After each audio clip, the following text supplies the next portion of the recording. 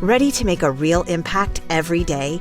Join the Active Day Home Care team and help clients maintain their independence in the comfort of their own homes. Make a difference in someone's life as you provide essential daily assistance and protect their health and happiness. Earn up to $20 an hour and enjoy additional perks like optional daily pay, 401k, paid time off, ongoing educational training, and more. Join a team that values care, compassion, and your professional growth. Visit activeday.com to apply.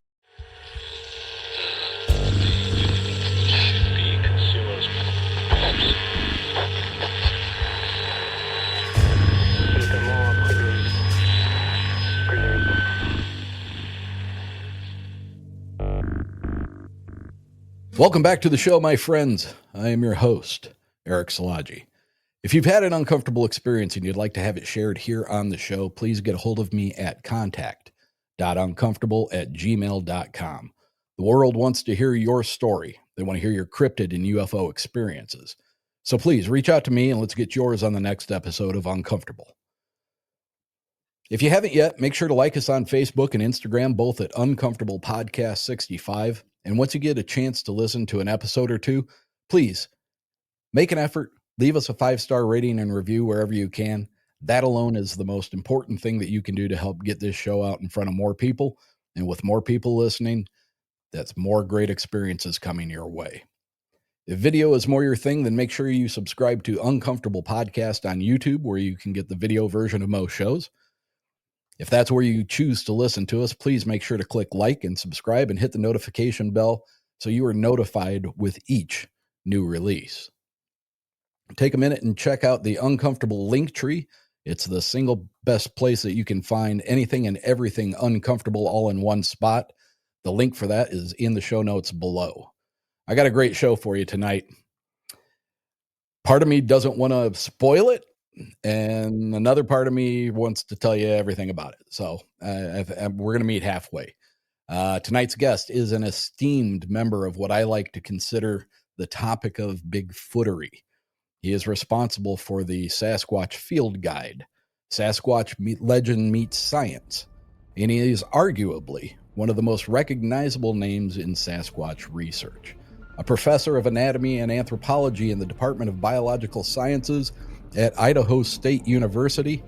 Ladies and gentlemen, tonight's guest is an expert, a true expert on foot morphology and locomotion in primates. If you haven't guessed tonight's guest, by that, I'd be shocked. So if you're ready for part 2 with Dr. Jeff Meldrum, let's get into it.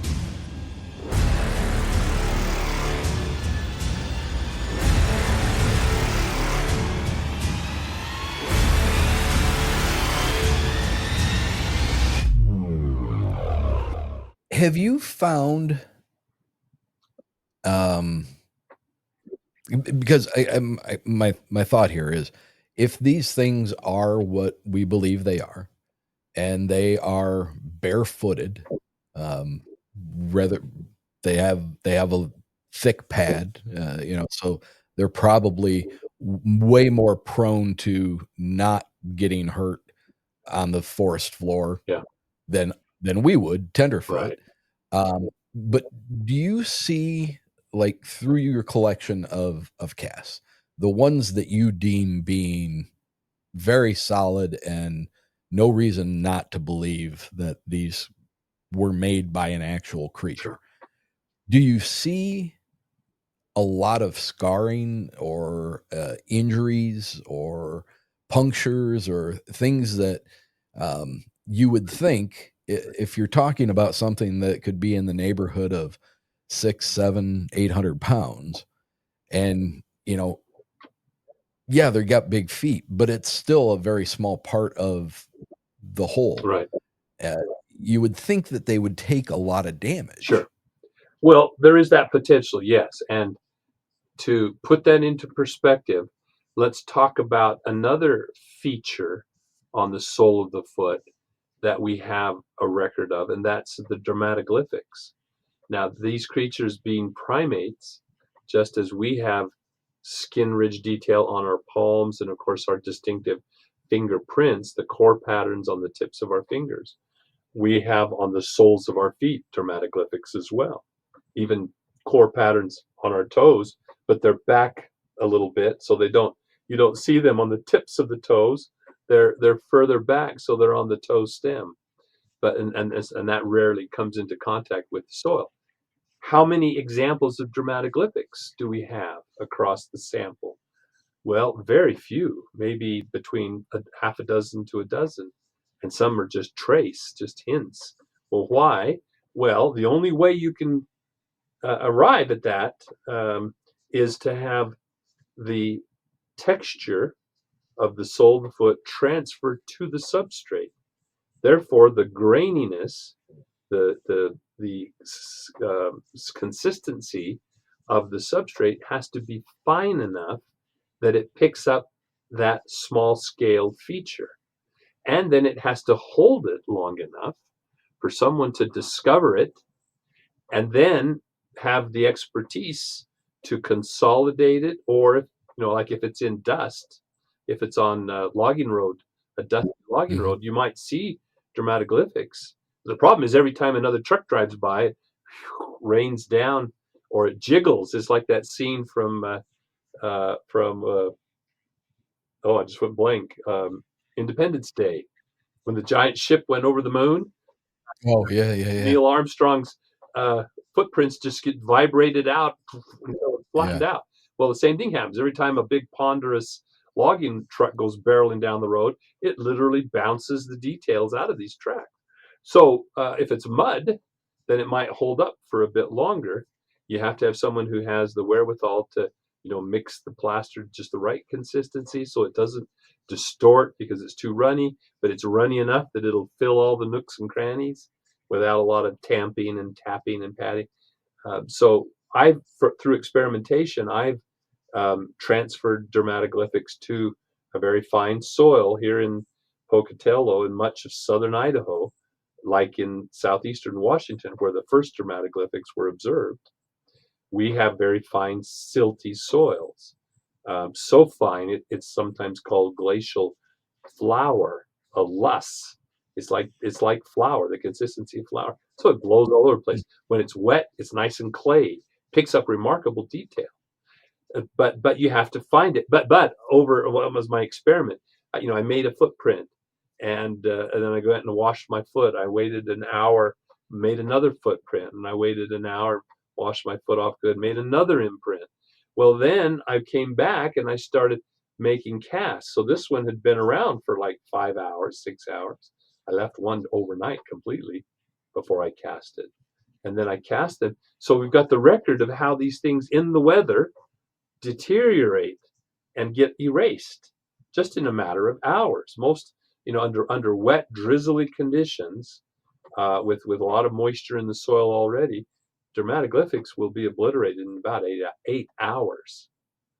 So someone asked, Now you keep using dramatic glyphics. oh yes, so dermatoglyphics. Dermal means skin, glyphic.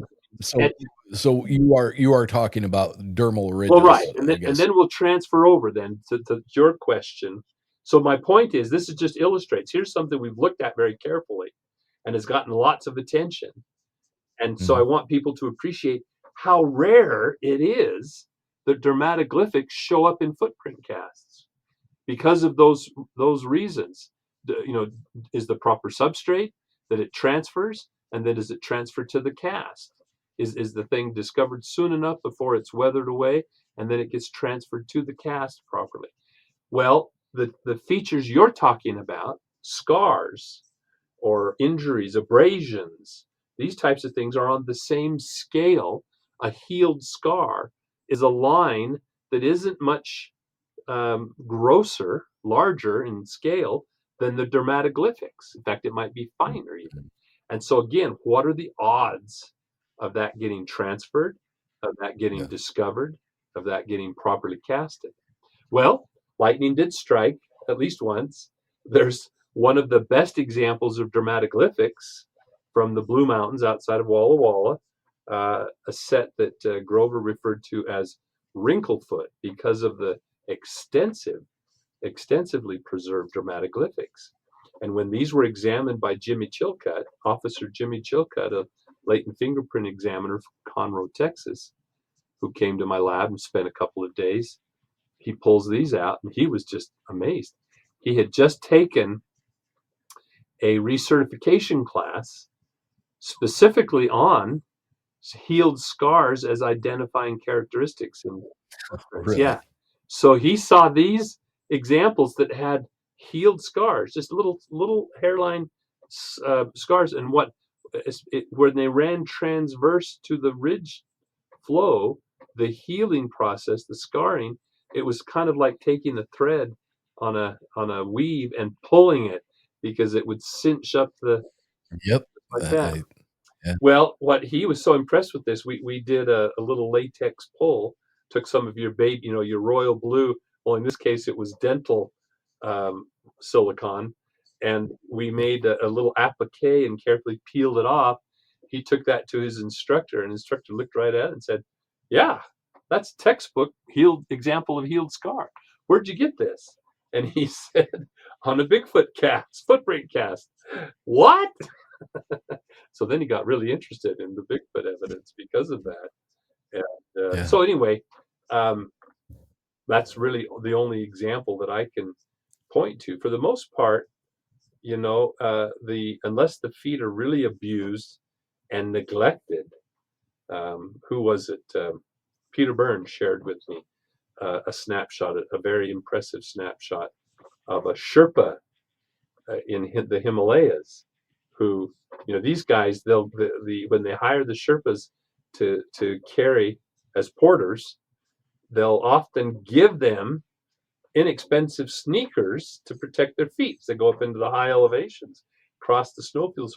Well, what do? They wrap them up, stick them in their backpack so they can sell them in the market for a lot of money, and they still walk barefoot. But he showed photos of this one gentleman's feet, and the pads, the skin had hypertrophy, huge calluses that were cracked and split. So No. that's kind of an exceptional example. Most of the Sherpas, if you looked at their feet, they're quite healthy. They're quite, they don't have those kinds of things. So with the Sasquatch, it always reminds me. Some people out there might remember the TV special miniseries called Shaka Zulu, about the Zulu Empire, Yes. and Yeah. Shaka never wore shoes.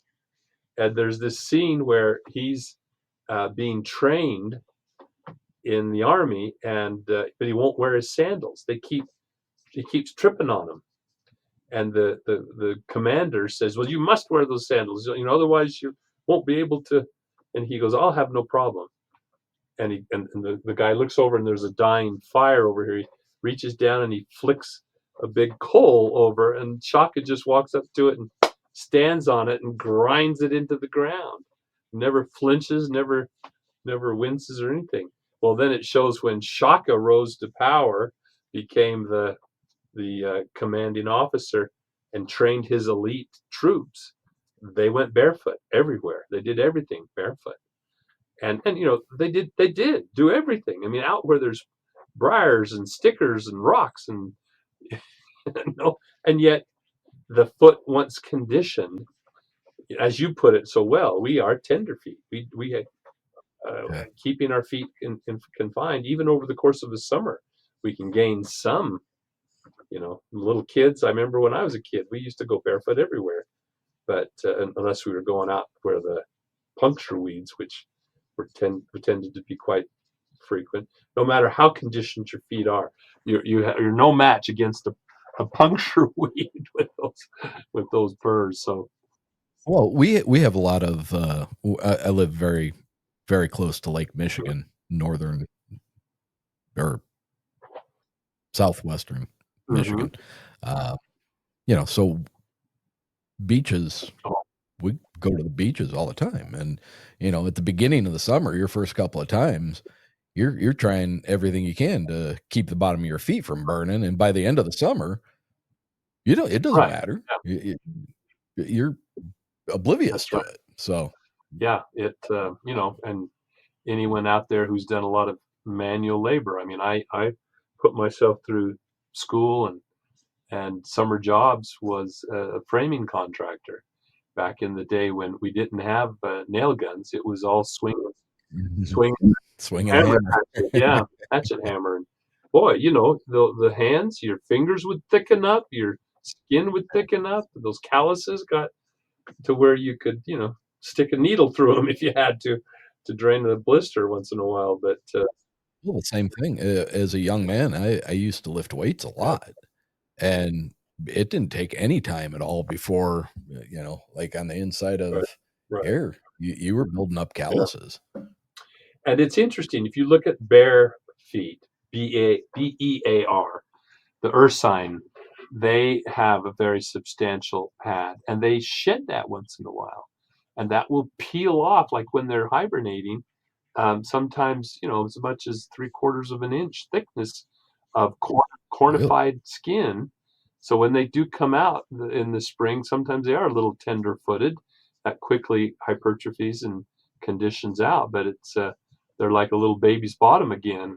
You ever held a baby bear? They've got the softest, most delicate little sole pads that you could possibly imagine. So whether I mean, even humans go through sometimes periods when you slough off some of that accumulated. You'll go through a kind of a molt, and I've experienced. I'm sure other people have experienced where the skin just peels away. It's that it Mhm. gets so thick that the shear forces are too much for it, and and then you go through a molt, and off it comes. But yeah, it's interesting. I mean, there's so many things that we kind of lose touch with, where we are no longer familiar with because of our lifestyle, because of our lack of connection with wild conditions. Right. And when you consider those potential human anatomies and behaviors and responses to things that are reported for Sasquatch, again, I don't really think you need to appeal to supernatural or paranormal explanations, because it's all remarkably consistent with our own biology, our own anatomy and physiology, as well as those of the great apes. I mean, I think when Dr. Bindernagel wrote his book, and I reviewed it, published review, and that was one of the things I said, is he had so deftly navigated the literature, the primary literature on primate anatomy and behavior, and had shown in such a persuasive fashion how everything described for Sasquatch could be accommodated within reported or known, or at least suspected, anatomies and physiologies, even like to eating fish. That was something that was thought to be odd for an ape. Apes don't eat fish. Well, in fact, they do. It just hadn't been reported yet. So, in that aspect, as in many others, actually things that Sasquatch was doing actually anticipated subsequent discoveries of the natural behavior and anatomy of apes, as well as our current understanding of bipedal hominins, early bipedal hominins like Paranthropus or other Australopithecines. It, uh, it, I mean, the discoveries, the narratives of Sasquatch were ahead of their time by multiple decades. And now science, as I've been saying lately in some of my talks, science is kind of catching up with the narrative of Sasquatch. It's such an interesting thing. The whole topic It of is. it Yeah. is, and I'm guilty of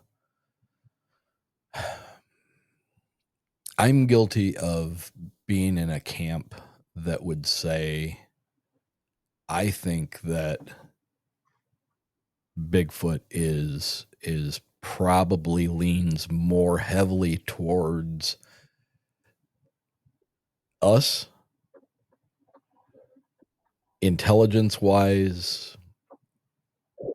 I'm probably assigning some attributes to it that are unfounded. I think naturally it's just maybe I want to believe that they are more closer related to us than a dumb animal. You haven't been around enough animals. Yeah. They're a Yeah. lot smarter Uh, than we've historically given them credit for. well, fair enough. And I didn't mean to disparage animals with that Yeah, comment, but um, and I think it's, because you have the people that are very convinced that these are a wood ape. They're nothing more than a branch that we haven't discovered. And for me, maybe it's just that I want to believe that they are, because like, we're relatively in the same age. um I grew up as a youngster hearing the term missing right. link a Hmm. lot. That was always very captivating, very fascinating to me. Oh, there's a missing link. What does that mean? What does that mean? Where is it? Where did it go? What is it? Is there anything in the fossil record that confirms Bigfoot as what you would expect it Right. to be? Well, let me preface it with a couple of things. One, it's the uh, that term "missing link" has an interesting history, and when you go back to early notions, even pre-Darwinian notions about the diversity of life, one of the views was that living things were organized or showed a pattern of what was called the great chain of being, which went from the simplest to the pinnacle of creation, which was us. And so each of these was a link in a single chain of increasing complexity. But there seemed to be such a vast gulf between us and our nearest neighbors. And this was at a time too when very little was known, let alone appreciated, regarding the non-human great apes, and so that gulf was perceived as even being greater. So there had to be some missing link, something that complete, because if God is perfect in his creation, that perfection would be represented in its completion, its completeness. And so we it couldn't be tolerated that there was such a gap. And so when these fossils were being found, they were thought to be the missing links. Of course, you find one, and then it seems like, well, there's two more missing links side of Right. the newly discovered one. So there's that. It's kind of interesting. And of course, now Darwin, see, and I made the point of pre-Darwinian because in Darwin's book on the origin of species, there's one illustration, one figure, and that figure is a branching tree where he was trying to envision the unfolding of nature as a series of bifurcations, where of the splitting as a new species arose and differentiated from the stem. Okay, that was really an insight, a novel insight to comprehend, to interpret the diversity of nature. All right. So the missing link, the term was kind of obsolete. It was antiquated. It was outdated. Instead, we were looking for these branches of this bushy tree. So there's that. Then, so much of this conversation depends on your point of view. Just as I said, the Western Europeans of that time, they had little concept of apes. And when they were first confronted then with these man-like apes, these anthropomorpha, the human shaped, man shaped creatures. Well, for some it was blasphemous. It was an affront to have something that was so similar. It must be a mockery. This must be the work of Satan, mocking the creation of man in the image of God. So Hmm. all other animals had tails, essentially, and these creatures that looked so much like us also were like us in that they lacked a tail. And they even went so far as to the term for tail is cauda, and in the Latin The codex is the book of authority that gives authority to the clergy, to the clerics. And so when Satan fell from heaven, he lost his authority, he lost his codex, and his followers cut off their tails as a sign that they were following their their master. Interesting. And so it's all this stuff conflated with religious overtones, and so you can see where a lot of the sentiments, the anti-evolution and anti viewing human diversity as steps along this acme. The indigenous populations were viewed as more primitive, more sub human, even.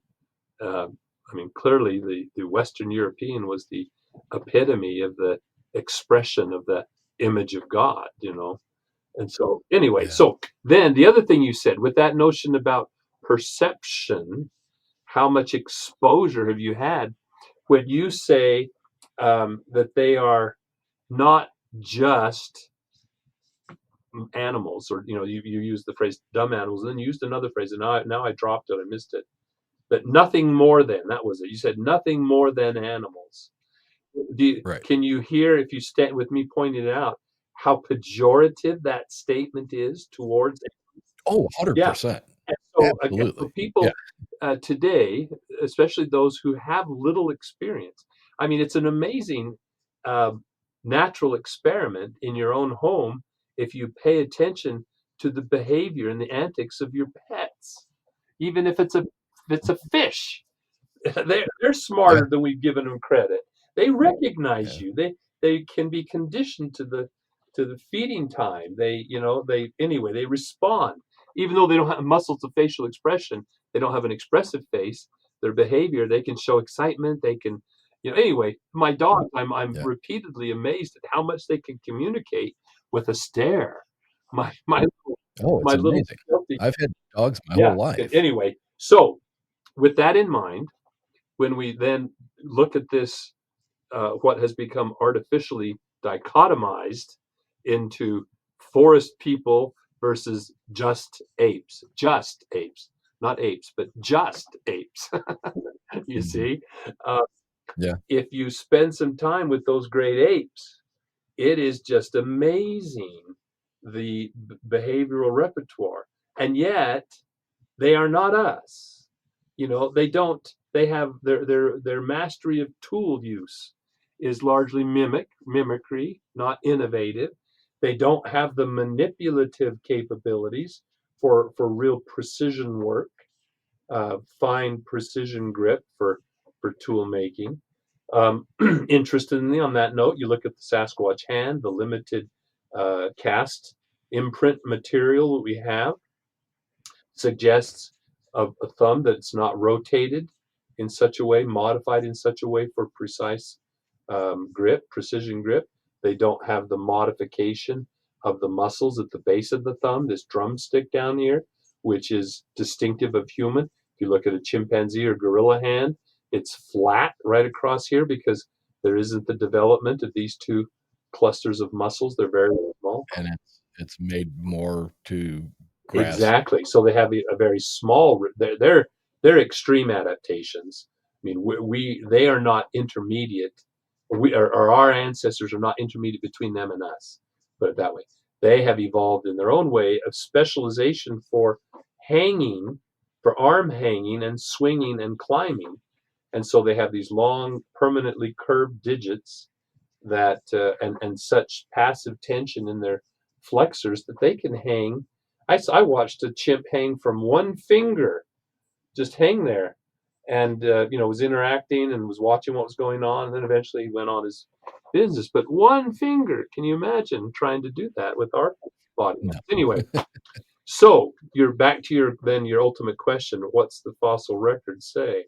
Well, early on, John Green, a famous, now late Mm. investigator, chronicler, and historian, journalist, many hats, he had suggested, given the fact that we knew of a giant primate in the fossil record, that perhaps Gigantopithecus offered an interesting candidate as an ancestor to consider. It's worthy of consideration, I think, because it's the right size in the right place at the right time. I mean, other than the lack of a complete fossil record, we have now up to 4 jaws. It was doubled recently, and a few Yeah. thousand isolated teeth. And there have been arguments about whether it was bipedal or not, based on Kranz's arguments about the angulation of the rami of the jaws and the body, the corpus and rami, whether it was, had a neck in between there, or if its head was Mhm. jutting out with the attachment higher back. We don't have that information. There is reason. I got to lock this. If I keep going back out of the picture, there is reason to suspect that there was better than a 50-50 chance that it stood upright. And that comes about if you look at apes' common shoulder arrangement. Instead of having the flat, narrow thorax with the shoulder blades on the side as direct extensions of the limb for fore and aft movement, we have this broad, flattened chest, shoulder blades on the back, somewhat upwardly directed shoulder joints for overhead hanging. Now, we're not as Yeah. specialized at it as chimps and gorillas are, but hey, all you have to do is look at a school playground. What do you see? Monkey bars, jungle gym. I mean, Monkey bars, yeah. that's how we play as youth. Back when America was Yeah, healthy. climb Yeah. all over the place, fall in the sawdust or fall on the mat and break your elbow. But so anyway, the point is right size, right place, right time. I'm not sure if it's bipedal, but I think it's a pretty good chance.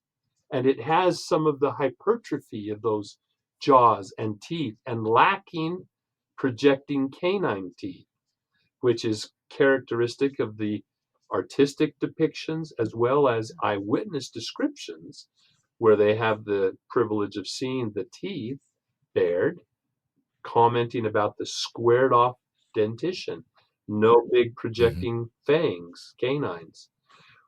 Well, the other possibility, there's another hominin. If bipedalism really is that distinctive, wasn't widely present in amongst the ape radiation, and it characterizes the hominins, then it would be on this side of the split with a common ancestor shared with those of our nearest ape neighbors, the chimpanzees and their forebears. But then given the lack of material culture, the total lack of stone tools, that would suggest an early offshoot of that, basal offshoot from that radiation of hominids. Well, an interesting example is something like a Paranthropus, a robust Australopithecine, which is robust. Its robusticity is designating the robustness of the face, these deep jaws and big flaring cheekbones and a crest for the increased size of the muscle, but still on a brain that has or on a skull that has a brain barely larger than a chimpanzee's, maybe 50 cc's bigger, 10% bigger than a chimpanzee. But also lacking the projecting canines to allow side-to-side grinding, whereas the locking canines here, the interlocking canines, restrict that side-to-side kinds of motion and more open and close of a herbivore. But where do we find Paranthropus? Africa, 800,000 years ago, perhaps. We don't know. We don't have a good range. It's probably about 1.2 to 400,000 years ago, somewhere in that range. I'm a little rusty on the dates, the latest dates. But if you take Paranthropus, which has a much more complete skull, and we know its posture, we know it was bipedal, we have the skeletons, we even have footprints now, it's thought, recently described. You take that skull and you put it next to Patty behind me there, and point for point, from the top of her head to her brow, to her cheekbone, to her mouth, to her receding chin, to the flaring angle of her jaw, it lines up. It lines Yeah. up, and that skull is distinctive.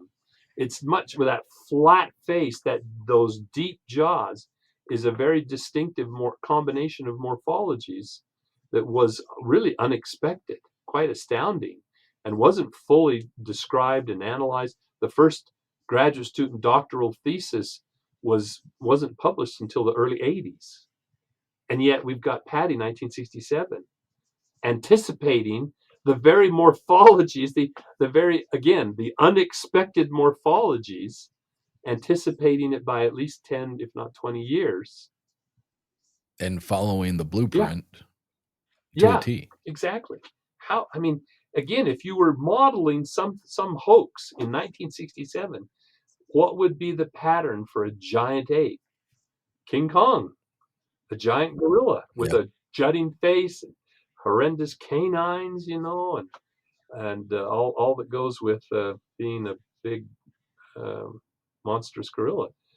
We don't see that in Patty at all. In fact, I've often said, if I was writing an introductory textbook in physical anthropology and human evolution, and I needed a picture to illustrate our concept of early bipedal hominins with small brains, lacking tools, lacking the accoutrements of a large social organization and so forth, boom, there it is. If it wasn't already stigmatized as the Patterson-Gimlin film, and we ignored the scale that it was standing 7 feet and imagined her about 5 feet tall to 5.5 feet tall, which isn't that small, but boom, no one would be the wiser.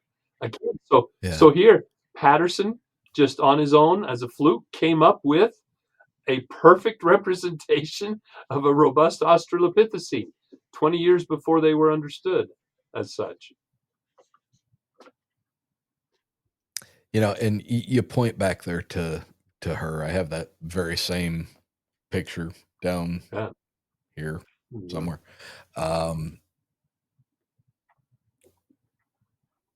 We talked, UFOs were the thing for me, 5 years old, 6, 7, 8, whatever year it was. My first experience with Bigfoot was grade school. I went down to the library, and there was a paperback book that was pretty worn, and it was there were two halves to the book.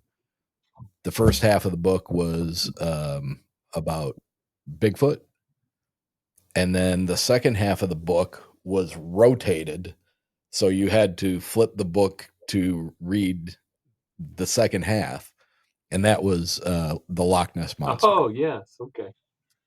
And I couldn't tell you how many times I checked that book out from the library, and there was, I think, only one still frame of Patty in that book. And then it wasn't too much after that. I want to say it was maybe 1977 when I first saw the Patterson-Gimlin film, and I believe it was featured on In Search Of with Leonard Nimoy. In its roughest state, the jiggling and the shaking and the out of focus and all of that, I have never wavered that what I was watching was organic, it was fluid, it moved the way it was supposed to.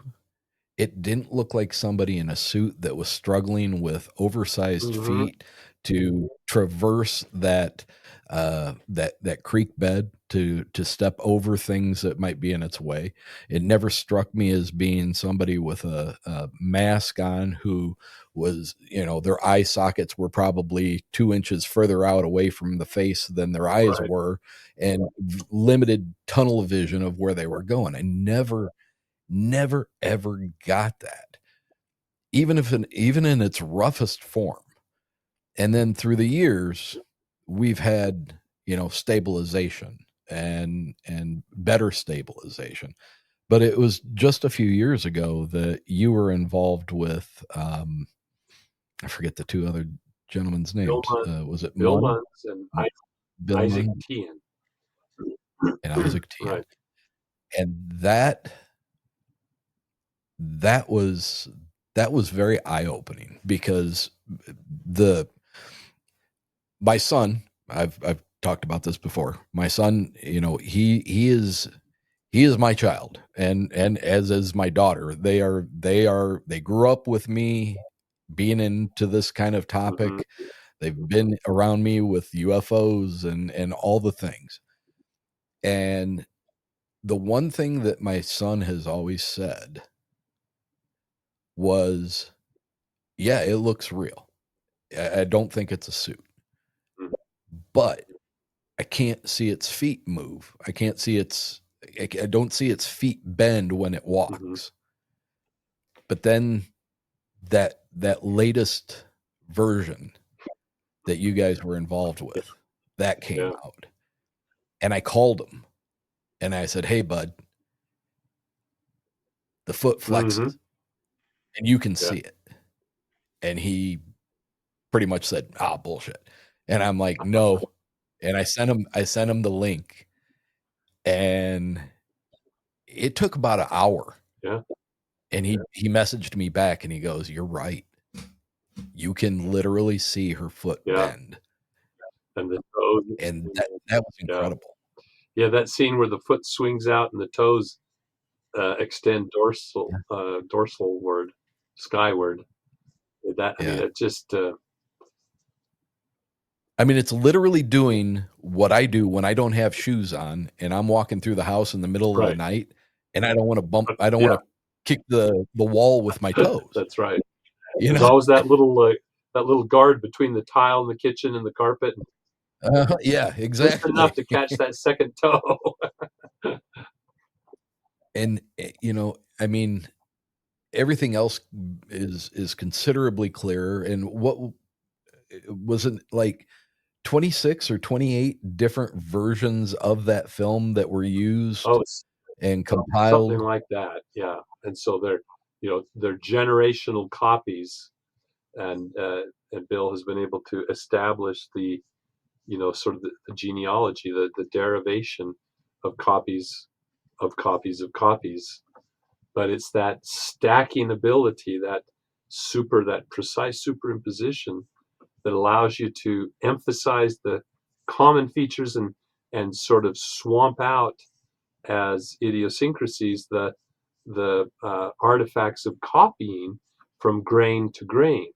That's the key that people have to bear in mind. These were not pixels, discrete pixels being digitally replicated on another drive. These were a projection of an image that's already constrained by the crystal pattern of the photosensitive chemicals of the film emulsion onto another film emulsion with its own idiosyncrasies of crystal patterning. And so the potential of introducing edge artifacts and blurry edges and so forth. Yeah. It's stunning the difference that that superimposition was able, that composite was able to tease out.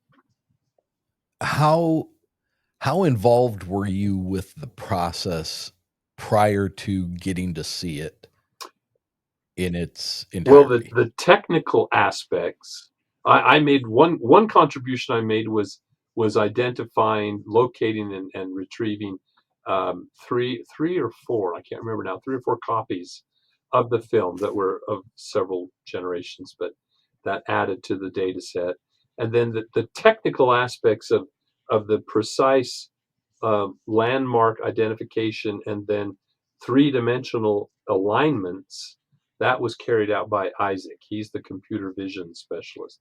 So he writes the algorithms that takes the raw footage, and how he does it, I'm not perfectly aware. Um, Bill was the one who had been the archival repository for all these copies, and then Yeah. he had set up a very um, a very nice uh, copy stand with a high resolution digital camera, large format digital camera, that he then would run the copies through frame by frame and take a digital image. which then could be enlarged to the limits of the grain and the pixel density. And then those images were then utilized by Isaac. And then I came back into an offer. I mean, Bill is a anatomist in his own right. I mean, in addition to costume, to creature effects, he also does forensic anthropological reconstructions for for either living species from the bones up, fleshing out, or taking a fossil specimen and recreating what it might have looked like. He's done this quite stunning replica or reconstruction of what Gigantopithecus might have looked like, giving it an upright stance anyway, a posture, but also giving it rather ape-like limb proportions. But it gives, again, if it serves nothing else, it provides an interesting straw man on the impact of such a creature of such dimensions. But Bill is, like I said, a great anatomist in and of itself, but I'm the functional morphologist, not just the anatomy, but the function, especially the biomechanics and comparative morphology of bipedalism, and the interpretation of the footprint analysis and so on. So I can, when Bill is looking at the image, he's noticing all the features that relate to the possible costume design foremost in his mind. When I'm looking, I'm identifying muscle masses and groups and tendons behind the knee and proportions of the craniofacial anatomy and so forth. And so, while also, And you kind of walked right into what I wanted to know from you when you got to watch that in its final, beautiful, fully restored, the best it's ever been. And what were the things that jumped out at you like almost well, immediately? it wasn't, honestly, this is the thing I've often tried to stress. For me personally, there really wasn't an aha moment. It was more of a "I told you so," because I have scrutinized this so many times and in so many ways, looking for all of these features, which to the lay person are obscure, especially when Mhm. seen gyrating across the unstabilized image. Right. So the stabilization and the tremendous not enhancement, optimization. I don't like to use the word enhancement because that implies Yeah. there's information added. There's no information added. It's just the information there is optimized. And and so now I can say, all right, now can you see the flexion of the foot, the toes dorsiflexing?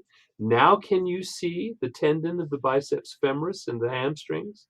Now can you see the thumb is actually visible and crosses the palm, and there is no okay sign, there is no walks like an Egyptian. You know, Suddenly these things that we have drawn attention to, and have discussed at length elsewhere are presentable in a way that is hard for anyone to look at and deny. I mean, because they're so obvious now, they're so apparent, and they're so vivid and dramatic. I mean, Mhm. the in-house sort of skeptic on the TV show, and I'm embarrassed now. I went blank on his name. But he's a biologist, a broadly trained biologist, but he's has a reputation of being a rather skeptical curmudgeon when it comes to offering an opinion about some of the video pieces that they look at on that show, and the proof is out there. And I got a call from the producer. He said, "I just had to call you, Jeff. I'm in my car, but I just got off the phone with so and so." And he reiterated his reputation for being quite the curmudgeon. And he said he called me out of the blue and said he had just finished looking at this piece. And his comment really hit home. He said, you're really making it hard for me to remain skeptical. And it was so he was so impressed. The producer was so impressed that he felt he had to share that with me right off the bat while he was still driving down the street. And so I was so impressed that I said, "Well, can you think he would have a conversation with me?" Which we did, and I invited him once the thing had aired and so forth to write up and summarize in a little guest editorial in the Relic Hominoid Inquiry, the online journal that I scholarly journal that I Mhm. edit, along with my editorial board. Um, he did a guest editorial summarizing this experience and his impression and his sort of change of perspective on this as a result of such a stunning optimization of the film, which he did. He took a little more guarded position, but still was Did very he? forthcoming and basically said, there could be something to this. I mean, this really gives me reason to take a more open-minded look at the whole subject, and that's been published in the RHI. You can find it in the editorial portion. But yeah, it was impressive. It was impressive. There's no question about it. But, It's hard to go back and watch any of the others now. oh yeah, the bar is so high. It, it really is considerably Yeah. better. Yeah, without a doubt. I mean, that's been one of the problems. Not problems. I mean, we're blessed with something. It's unfortunate that even now, with all the advancements in both the presentation and the observations, but also now the scientific backdrop, 50 years, 55 plus years later, where in 1967, 68, when they went to the UBC, University of British Columbia, and then to the Smithsonian. Mhm. I mean, the mindset at the time did not accommodate the potential existence of such a creature. There could be only one species in the bipedal hominin niche. The adage from ecology is one niche, one species. And so the difference then to now, where instead of seeing hominin evolution as a single file march, one species giving rise to another, because there can only be one in that niche at any time. Now we know, well, that's not, we painted the picture, the niche too broadly with too broad of brushstrokes. There are different ways to be a bipedal hominin, and they can coexist across the landscape. And in fact, there's evidence now that at any given time there might have been 6, 7, 8, 9, 10 different species across the landscape. If you went in a time machine, went back, zipped back several tens of thousands or hundreds of thousands, 500,000 years ago, stepped out, walked around, you might bump Is- into any of a number of species. And that those some of those lineages have persisted until more recently than would have ever been imagined possible, because it was kind of thought, well, okay, maybe we can accommodate these multiple species of basically what are basically bipedal apes. But once our genus emerged from that bush, then it was an exclusive club. Well, no sooner had they made that assertion than Richard Leakey discovers 4 different species, 3 hominins and Paranthropus in East Africa, coexisting at the same time. And one of them was quite advanced, had a brain that was about 50% bigger than a chimpanzee's instead of only 10%. And but yet there were still lingering hominins, the Homo habilis, Homo rudolfensis, that were really kind of advanced Australopithecines, advanced only in the reduction in size of their premolars and slight increase in brain size and more efficient use of very primitive stone tools, which now they've also shown Australopithecines. As soon as they got the hands free, they had to do something with their hands. And so even the Australopithecines were using little flake tools to carve away the last scraps of meat off the bones. You yeah. know, they weren't making spear And, points and bows and arrows, but they were, you just break off and you can have a scalpel sharp Hmm. flake that can slice through that leather skin and cut through those tendons and spare your, you've given up your sharp, piercing canine teeth. So, Am I mistaken, or do I remember hearing or reading something relatively recent that it's now believed that those branches that you're talking about, that there had been some cross mingling? oh yeah, yeah. There was some commingling. So we have, Homo sapiens and Homo neanderthalensis were sharing beds, sharing genes, and Denisovans, which were cousins to the Neanderthals, they were spread largely further to the east, but they were commingling with uh, Homo sapiens as well. So modern Homo sapiens have remnants of their genes. Even Homo heidelbergensis, the species that preceded us, but yet persisted. There's a specimen of heidelbergensis that was recovered outside of Beijing that the tentative date, although there still remains some controversy over the dating, 12,000 to 20,000 years ago. Well, That's pretty yeah, neat. Homo sapiens were in the neighborhood at least Yeah. 75,000 years ago, and Homo sapiens had been around, if not around the block. They were over in another continent, but they were already on the scene 300,000 years ago. So there was overlap with Homo heidelbergensis, with Homo neanderthalensis, Homo denisovan, and then it turns out the Hobbit, Homo floresiensis, was down in southern Asia, Southeast Asia, and that looks like a remnant Australopithecine for all intents and purposes. So it had to migrate from East Africa about 2 million years ago. Well, let's not use migrate because that conjures in people's minds, putting the old hobo sack on over your shoulder and marching into the sunset. Their Right. range simply expanded into available habitat as it came into being. They occupied it maximally and spread all the way into Southeast Asia. Um, but they were around until at least 50,000 years ago, if not to the present.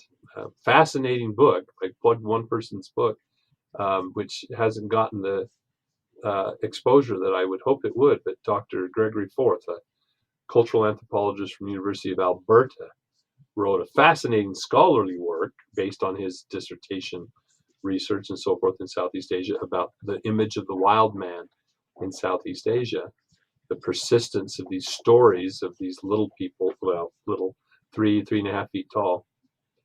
But he wrote a more recent, more accessible book, Between Man and Ape.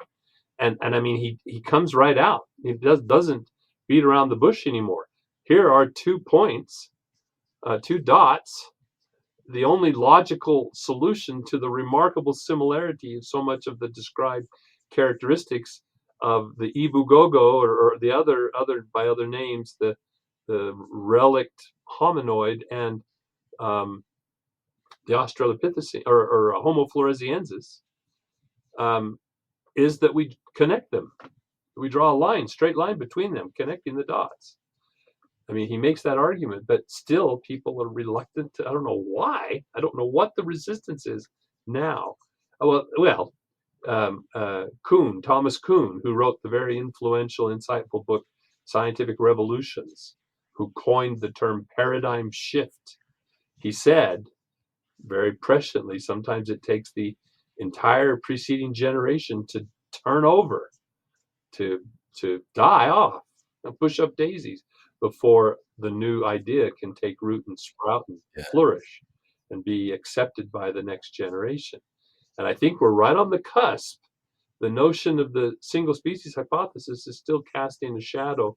Some of those old adherents are still the gatekeepers, journal editors and society presidents and department chairs.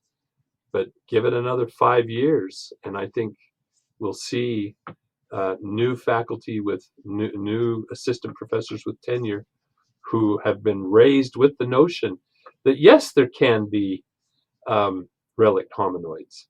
You know, yes, Virginia, there are relic hominoids.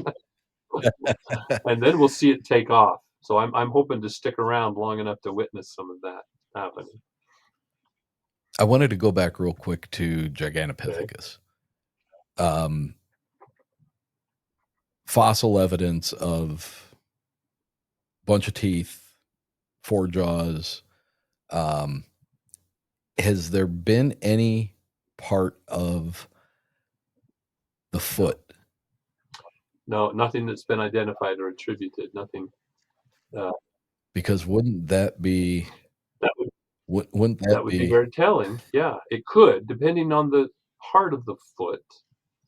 There's a lot of. I mean, I wrote a paper, co-authored a paper with a colleague.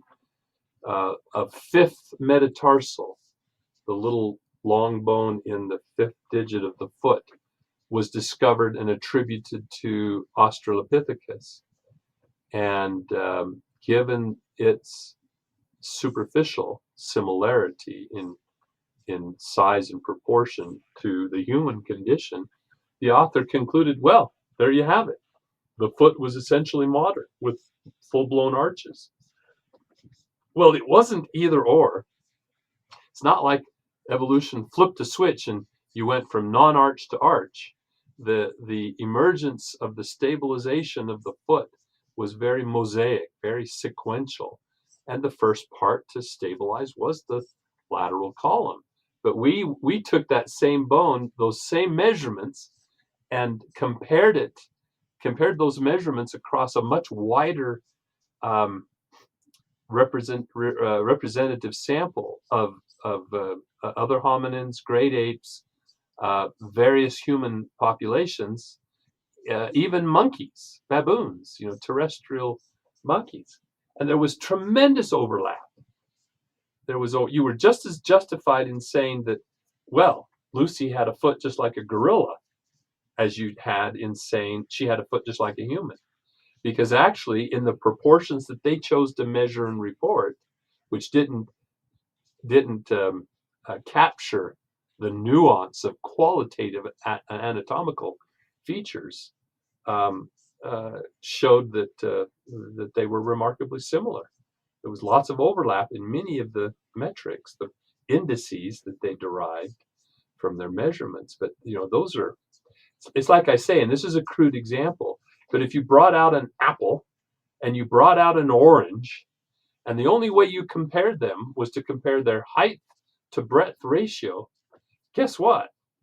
You probably couldn't tell the difference between the two. Right. It takes a lot more. You have to really understand the anatomy. You can't just rely blindly on simplistic metrics. I mean, metrics can capture a lot of aspects of shape and thereby discriminate things on the basis.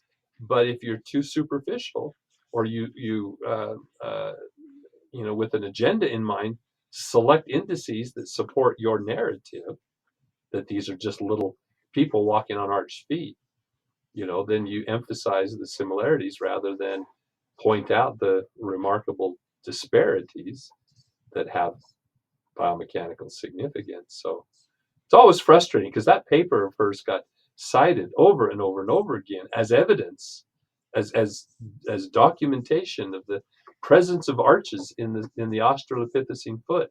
Everything else, when you look at the whole skeleton that has been assembled from other individual pieces and other specimens, doesn't support that in the least. Not in the least. And the footprints attributed to the same, at least this grade of evolution, shows a mid-tarsal pressure ridge, which attests to flat, flexible feet, which was the primitive condition for early bipedal hominids. They walked on flat, flexible feet for probably 7 million years, nearly. At least 5 or 6 million before the arch started to, by the time you get to Homo heidelbergensis, then there's when you say that, when you say those numbers, isn't it just like almost impossible to fathom? Well, yes and no. I mean, it's kind of like our earlier discussion about animal intelligence. If you're not preoccupied with, if you haven't been extensively exposed, then sure, it's hard to imagine. It's hard to, when we start throwing around 500,000, 3 million, 7 million, what does that, I mean, what does that really mean in our frame of reference day to day? It's hard to fathom. But if you are immersed in it, I mean, if you, as a doctoral student, you eat, sleep, breathe, I'll stop there.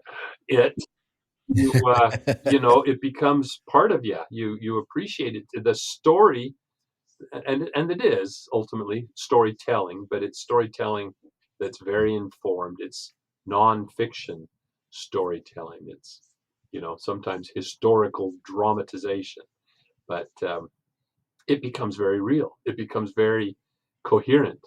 It flows, and you understand the ebbs and the tides and the diversity of the organisms and how real, just as the your impression of Patty evolved and was amplified by greater clarity of depiction. As I've come to be extremely familiar with these, not only species names but individual specimens, sometimes who are given familiar names just to enhance that familiarity. It becomes very clear for me in the same way. And so, this isn't, not that this get into a creation evolution discussion, but people should know I'm not I don't lack a faith, a spirituality, whatever you want to call it. As such, as a person whose fascination with the evolutionary history of life on this planet, for me, it's just there's no problem, no matter how persuaded or unpersuaded, lack of persuasion I may embrace at the moment, put it that way. There's nothing offensive in describing the natural processes, which if I do believe in a God, it is a God of nature, a God that is not apart from and creates by edict, but is a part of and creates by the application of natural principles. Not even that he is necessarily the author of those principles, but operates within the system.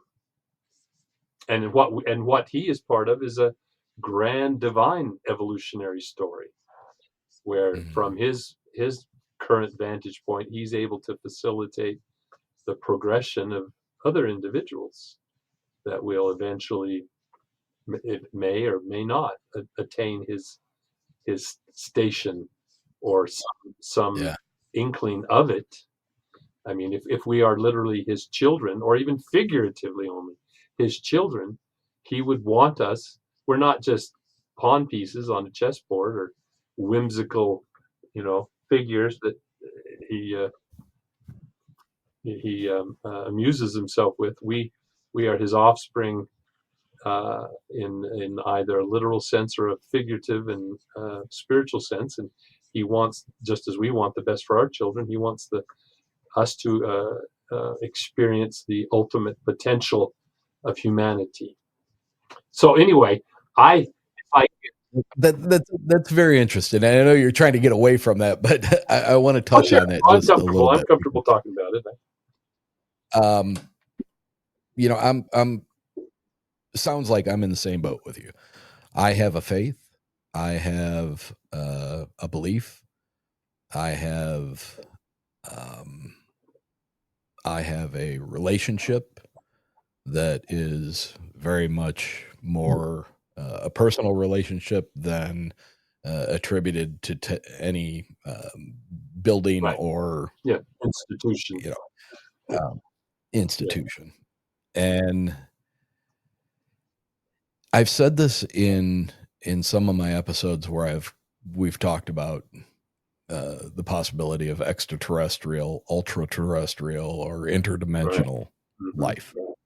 And I know for someone with your background, those are tough things to try to even get into a conversation with.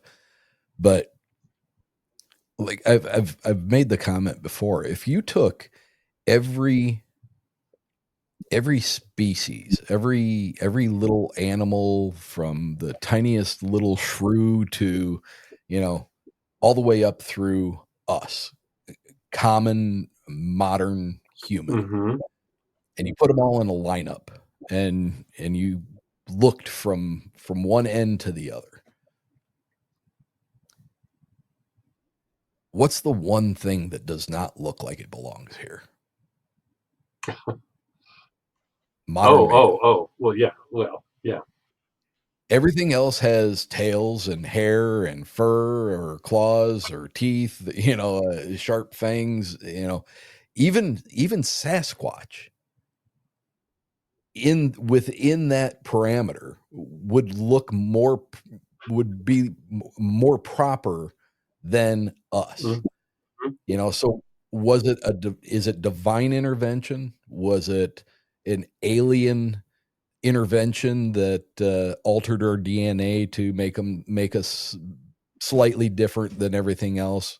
There's a number of different Sure. viewpoints on it, but the one thing is that we stand out so dramatically from Mm-hmm. everything else, even though we are very close to gorillas and monkeys and chimps, as far as how we look and how we behave and how we take care of our young. There's so many similarities and everything, but we are still significantly different.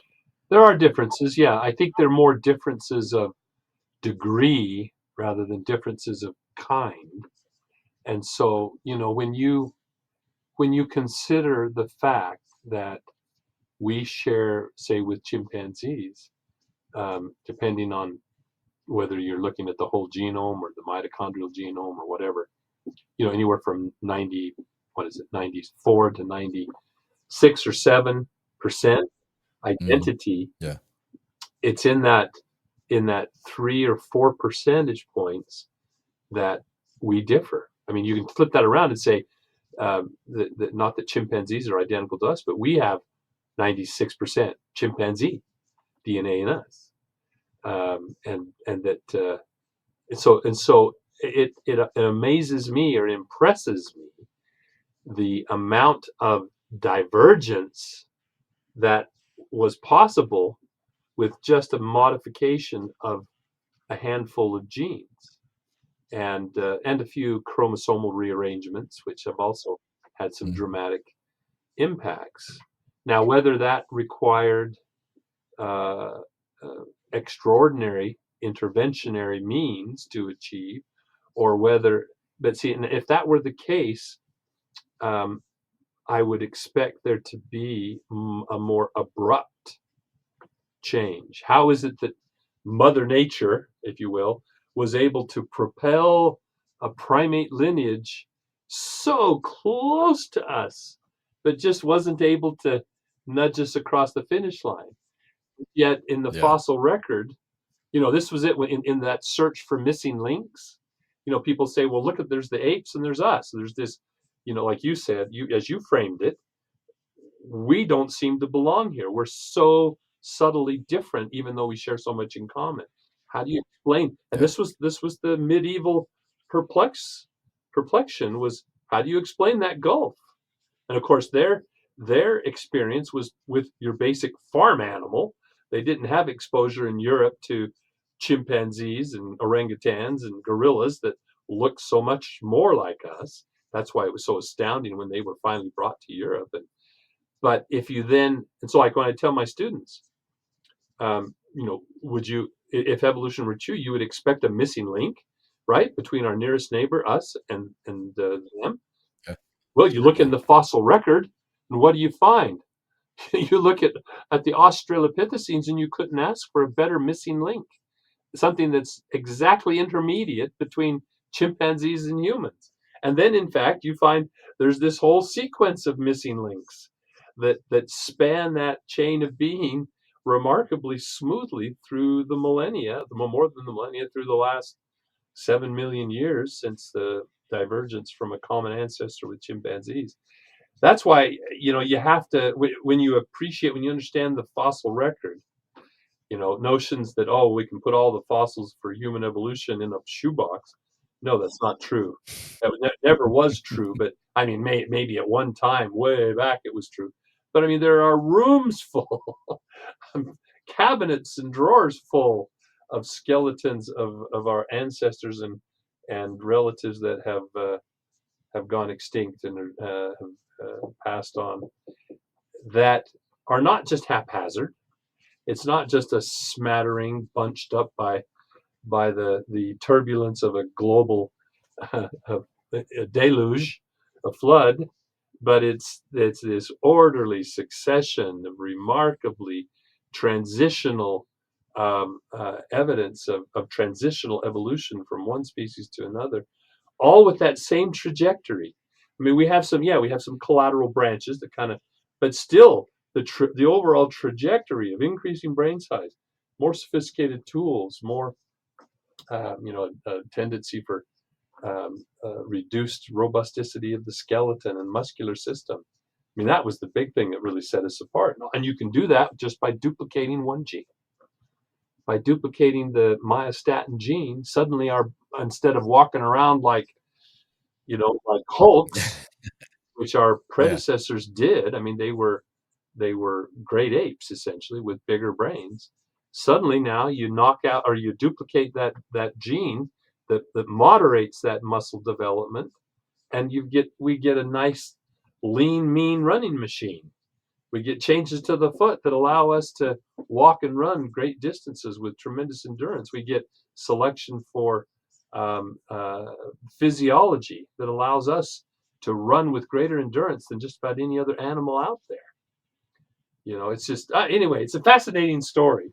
I just don't think, again, it's just like with Bigfoot. The more you know, the less you have to appeal to magic. One man's magic is another man's science once you come to comprehend the principles involved. And so same with this story. The more you know, I taught human evolution and I taught biological evolution for years and years and years. So I'm intimately familiar. I mean, I'm not an expert. I mean, my forte is anatomy and functional morphology and locomotion of the primates, but I'm deeply versed and widely read and in these topics. And so I'm not just waving my hands in the air. You're not just talking off the top of your head. Making stories up that sound good around the campfire, but these are, I tell you, when the first time, and it's just like as you were relating the impact that one little book that you checked out over and over again had on you.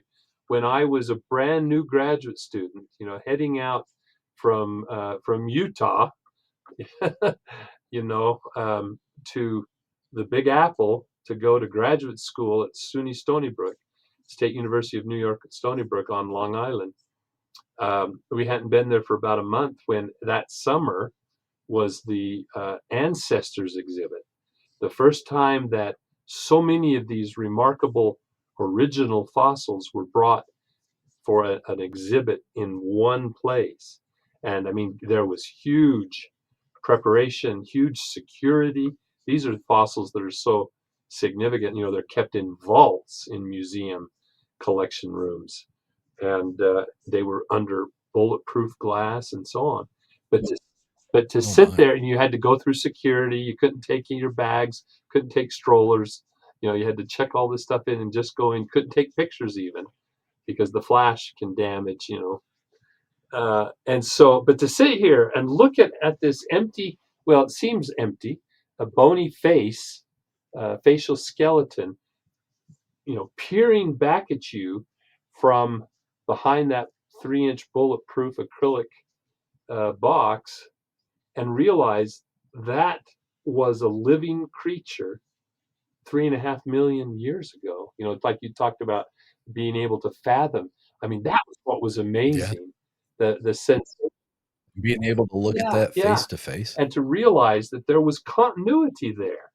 for all I know, I could be carrying a copy of a gene that was once in that creature. you know, it's just really amazing to think about it.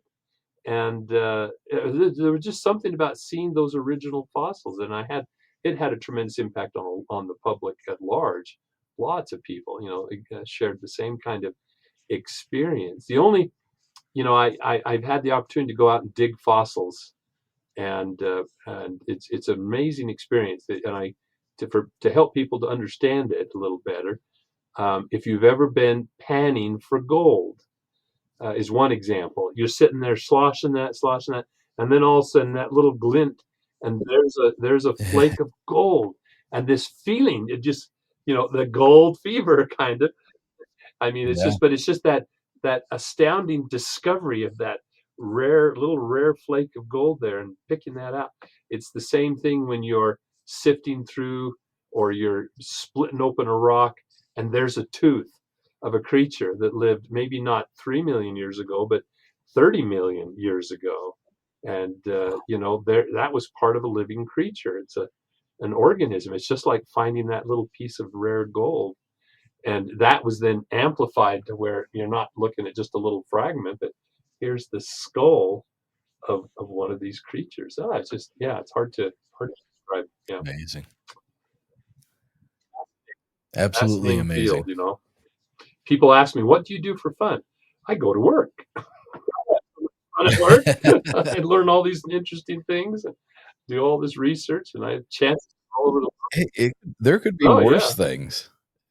I mean, that's one of the things that comes off about you, comes across very well, is that you are very you're very into your thing.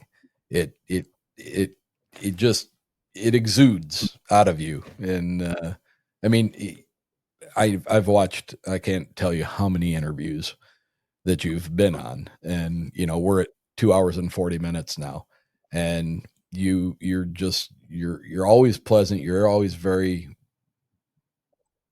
accessible. It's been an absolute pleasure having you on. great.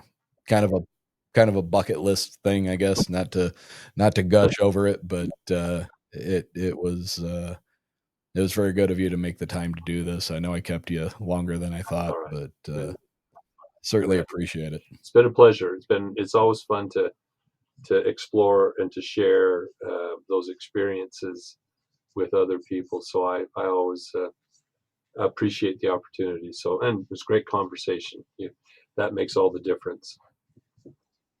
It does. It is that is an important thing that is unfortunately being lost on a lot of people nowadays. Yep.